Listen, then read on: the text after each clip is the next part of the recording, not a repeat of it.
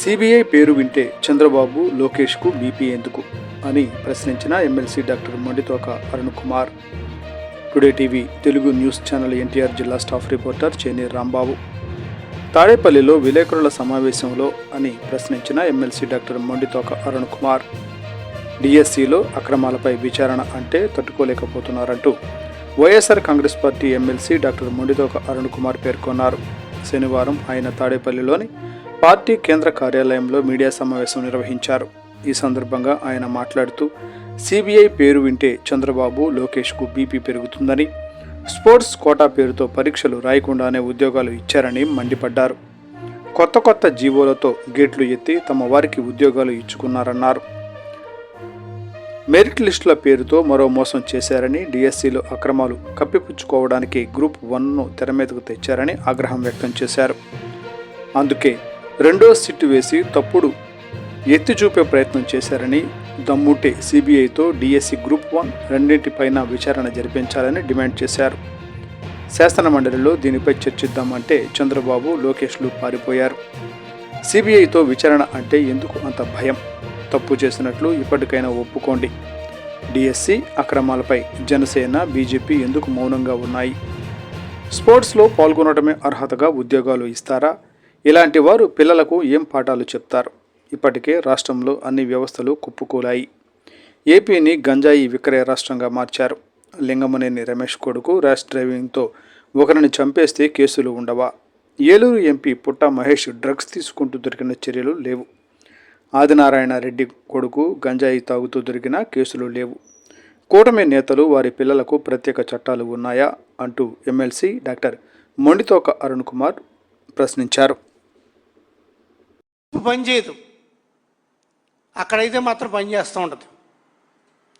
శాసన మండలి సమావేశంలో జరిగిన 4 రోజుల్లో 2 రోజులు ఎక్కడైతే అక్రమాలు జరిగినాయో విద్యాశాఖలో సాక్షాత్ విద్యాశాఖ మంత్రి నారా లోకేష్ సభలో ఉండి కూడా శాసన మండలి ప్రతిపక్షంగా ఉన్న మేము సమాధానం అడుగుతుంటే చెప్పలేక పారిపోయిన వైన్యం. మేము అప్పటికీ అడిగాం, పారిపోక స్వామి, నిన్నేదో బయటేదో చాలా గొప్పగా అనుకుంటున్నారు, నీకు దమ్ముంటే కనుక మండలిలో సమాధానం చెప్పు, ఉద్యోగాలు ఎలా అమ్ముకున్నావో చెప్పు, ఎలా నీ చేతకాన తనంతో డిఎస్సి పరీక్ష నిర్వహణ చేసావో చెప్పు. ఇదిగో అడ్డంగా దొరికిపోయావు నువ్వు. ఈ అడ్డంగా దొరికిపోయిన దానికి నువ్వు ఏం సమాధానం చెప్తావంటే ఎటువంటి సమాధానం చెప్పకుండా మనవాడు చిన్నబాబు తుస్కున పారిపోయాడు. ఇప్పటికైనా సరే మేము అడుగుతున్నాం, మీరు ఎంత దూరం పారిపోయినా సరే మిమ్మల్ని డిఎస్సి విషయంలో వదిలిపెట్టే సమస్య లేదు. మీరు ప్రజలకు సమాధానం చెప్పాల్సిందే, ఈ యువతకు క్షమాపణ చెప్పాల్సిందే. మీరు అనుకుంటున్నారమ్మో, నేను ఉద్యోగాలు అమ్మేసుకున్నాను, నా పని అయిపోయింది, నన్ను ఎవరు క్వశ్చన్ చేయరు, క్వశ్చన్ చేయకూడదు, క్వశ్చన్ చేస్తే నా రెడ్ బుక్ రాజ్యాంగం నేను పెడతారనుకున్నారు. మీరు ఎంత దూరం వెళ్ళినా సరే ఈ యువత, ఈ నిరుద్యోగ యువత మీరు చేసిన డిఎస్సి అవినీతి మీద, అక్రమాల మీద సమాధానం చెప్పాల్సి ఉంటుంది. కొత్తగా తెలుగుదేశం ప్రభుత్వం వచ్చి డిఎస్సి అక్రమాలు కాదు, అది అక్రమాలే కాదు, మేము చాలా పారదర్శకతో నడిచాం, ఏపీపీఎస్సిలోని అక్రమాలు జరిగినాయి, వాటి మీద తేలుద్దాం రండి అని తెలుగుదేశం పార్టీ మాట్లాడుతుంది. దానికి వైఎస్ఆర్ కాంగ్రెస్ పార్టీ చాలా స్పష్టంగా జగన్మోహన్ రెడ్డి గారి నాయకత్వంలో జగన్మోహన్ రెడ్డి గారు కూడా స్వయంగా రండిరా స్వామి, మీ డిఎస్సి మీద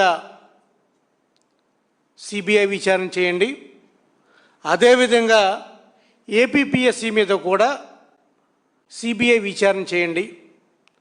ఈ విచారణ 2 విచారణలు చేయండి అని చెప్తే, మరి తండ్రి కొడుకులు ఎందుకనో సిబిఐ అంటే వాళ్ళకి బీపీ ఎక్కువ పెరిగిపోతుంది, అంటే వాళ్ళకి హార్ట్ బీట్ ఎక్కువ తొందరగా పెరిగిపోతుంది. సిబిఐ అంటే వాళ్ళకి గుండెలో దడ పట్టుకుంటుంది.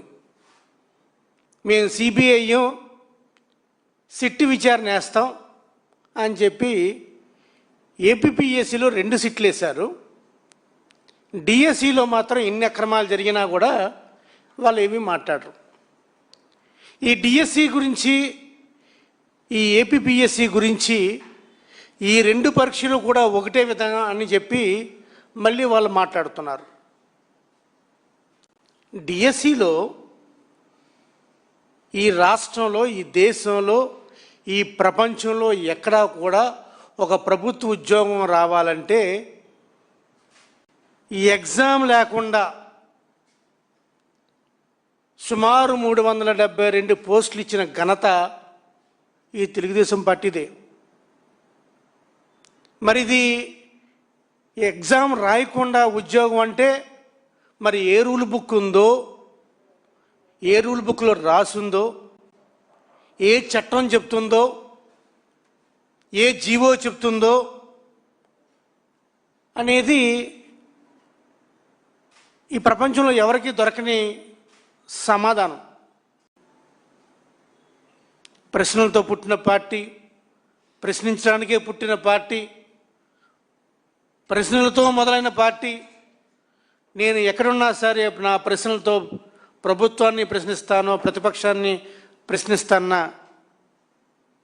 పార్టీ. మరి ఈరోజు ఇన్ని అక్రమాలు జరుగుతుంటే డిఎస్సి మీద పవన్ కళ్యాణ్ గారు స్పందించరు, బీజేపీ వాళ్ళు స్పందించరు. మేము మండలంలో బీజేపీ వాళ్ళ నాయకుల దగ్గరికి వెళ్ళి అడిగాం, అయ్యా కూటమి ప్రభుత్వంలో ఇంత అక్రమాలు జరుగుతున్నాయి, మీరు స్పందించండి, మీరు ఈ స్కామ్కి అనుకూలమా లేకపోతే విముఖమా చెప్పండి, మీరు సమర్థిస్తున్నారా సమర్థించట్లేదో చెప్పండి అంటే వాళ్ళ దగ్గర నుంచి ఒక సమాధానం రాదు. మీరేమో డబుల్ ఇంజిన్ అని చెప్తున్నారు, డబుల్ ఇంజిన్ ప్రభుత్వం అని చెప్తున్నారు. ఇక్కడ డబుల్ ఇంజిన్తో స్కాములు నడుస్తున్నాయి. తండ్రేమో రాజధానితో పేరు మీద స్కామ్ నడిపిస్తున్నాడు, కొడుకేమో డిఎస్సి పేరు మీద స్కామ్ నడిపిస్తున్నాడు. ఈ డబుల్ ఇంజిన్ స్కామ్లో ఉంది తప్ప డబుల్ ఇంజిన్ ప్రభుత్వం లేదు అని చెప్తున్నాం. అయినప్పటికీ కూడా బీజేపీ కూడా జనసేన కూడా స్పందించట్లేదు. ఈ స్పందించవలసిన అవసరం ఈ 2 పార్టీలకు ఉంది. ఖచ్చితంగా మీరు ఈ 2 పార్టీలు, ఈ 3 పార్టీలు, కూటమి ప్రభుత్వం మీకున్న మీడియాతోటో లేకపోతే మీకున్న సపోర్ట్ తోటో ఎన్ని జాకీలు పెట్టి లేపినప్పటికీ కూడా ఈ ప్రభుత్వాన్ని గద్దదించే వరకు, ఈ స్కాముల గురించి మీరు మాట్లాడే వరకు, మీరు ఒప్పుకునే వరకు కూడా, మీరు సిబిఐ విచారణ ఒప్పుకునే వరకు కూడా వైఎస్ఆర్ కాంగ్రెస్ పార్టీ పట్టుబడుతుంది. వైఎస్ఆర్ కాంగ్రెస్ పార్టీ యువత వైపు ఉంటుంది. చేస్తాం తప్పకుండా. వైఎస్ఆర్ కాంగ్రెస్ పార్టీ పోరాటం చేస్తుంది. మీ చేత సిబిఐ విచారణ చేయించే వరకు కూడా ఈ పోరాటం కొనసాగిస్తామని తెలియజేస్తున్నాం. Thank you.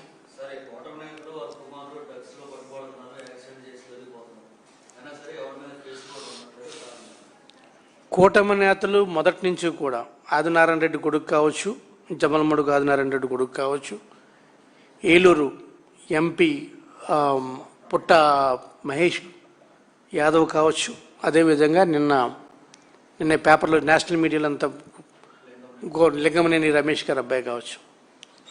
అసలు కూటమి నేతల కొడుకులు అక్కడేమో అయ్యా కొడుకులు అక్కడికి వచ్చామో గంజాయి రహిత రాష్ట్రం అంటారు. ఇలా చేసేదేమో గంజాయి వ్యాపారం. నెట్ట నిలువుగా గంజాయిని రాష్ట్ర పోలీసులే రవాణా చేస్తుంటే దొరికిపోతే దాని గురించి మాట్లాడని దద్దమ్మ ప్రభుత్వం, దద్దమ్మ నాయకులు ఎవరున్నారంటే తెలుగుదేశం ప్రభుత్వం, ఆ తెలుగుదేశం పార్టీకి చెందిన నాయకులు, మళ్ళీ తెలుగుదేశం పార్టీకి చెందిన హోమ్ మినిస్టర్. ఈ రాష్ట్రంలో ఎవరికైనా సరే ఏ పంటకన్నా కనీస మద్దతు ధర ఉందంటే, కనీస మద్దతు ధర కాదు, గరిష్ట మద్దతు ధర ఏదన్నా పంటకు ఉందంటే అది గంజాయి. దానికి సప్లయరు, డిస్ట్రిబ్యూటరు, దాని ప్రోడక్ట్ తయారు చేసిన వాళ్ళంతా కూడా వీళ్ళ ముగ్గురే, చంద్రబాబు నాయుడు, లోకేష్, హోమ్ మినిస్టర్. మరి ఈరోజు అంత అడ్డదిడ్డంగా ఒక వ్యక్తి తన ర్యాష్ డ్రైవింగ్ వల్ల చనిపోతే మరి చేయరే మరి అరెస్టు. ఇదే సిదిరి అప్పలరాజుని అరెస్ట్ చేశారు కదా అప్పుడు రోడ్ యాక్సిడెంట్ కేసులో. వాళ్ళ అబ్బాయిని జైలుకి పంపించారు కదా. మరి ఏమైపోయింది ఇప్పుడు జనసేన నాయకుడు, ఏమైపోయింది బీజేపీ నాయకులు, ఏమైపోయింది తెలుగుదేశం పార్టీ నాయకులు?